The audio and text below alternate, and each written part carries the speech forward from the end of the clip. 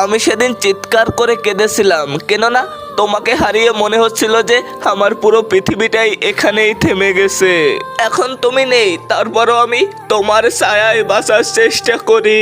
তুমি যখন আমাকে ছেড়ে চলে গিয়েছিলে তখন ভেবেছিলাম হয়তো একদিন না একদিন তুমি ফিরে ঠিকই আসবে, কিন্তু সেই দিনটা আর কখনোই আসেনি। তাই আমি আজও চিৎকার করে কাঁদি। আজও তোমার হাসি আমার চোখের সামনে ভাসে, কিন্তু বাস্তব তো এটাই যে তুমি আমার কাছে নেই।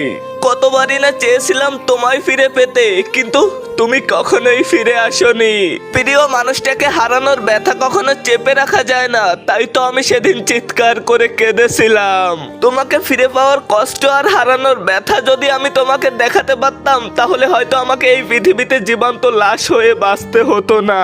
আমি চাইলেও যে আমার চোখের জলকে থামাতে পারি না, কেননা আমি খুব ভালোভাবেই জানি হারিয়ে ফেলা মানুষটাকে আর কখনোই ফিরে পাওয়া সম্ভব না।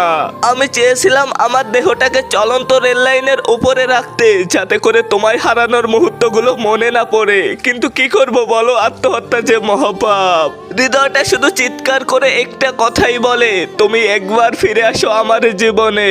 প্রিয় মানুষটাকে হারানোর ব্যথা যে এমন, যা কাউকে বলা যায় না, শুধু চিৎকার করে প্রকাশ করা যায়। তুমি ছাড়া আমার জীবনে সবকিছু শূন্য, তাই তো আমার চোখের নিচে কালি।